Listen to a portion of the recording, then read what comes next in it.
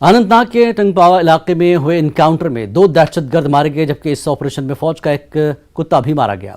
दहशतगर्दों की मौजूदगी की इतला पर कार्रवाई करते हुए जम्मू कश्मीर पुलिस और फौज ने इलाके का मुहासरा किया था। इस दौरान दहशतगर्दों ने सिक्योरिटी फोर्सेस पर फायरिंग कर दी। जवाबी कार्रवाई में 2 दहशतगर्द मारे गए।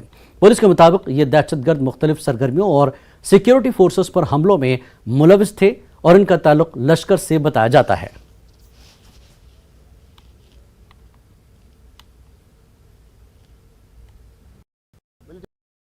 को जारी रखते हुए जम्मू कश्मीर पुलिस और फौज ने एक मुश्तरका कार्रवाई के तहत आज टंगपावा कोकरनाग में एक और ऑपरेशन अंजाम दिया।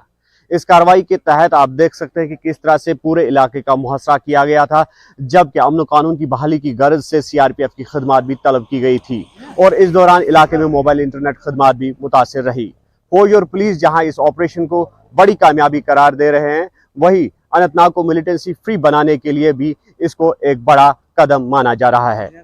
न्यूज़ 18 के लिए टंगपावा सागाम से मुदस्सिर कादरी। बड़ी तेजी से मिलिटेंसी खत्म हो रही है, लगातार रही हैं और लगातार ऑपरेशंस भी हो रहे हैं।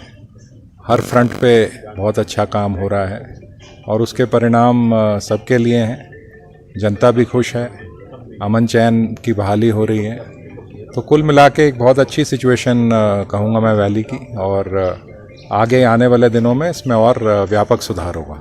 इसकी वजह से कश्मीर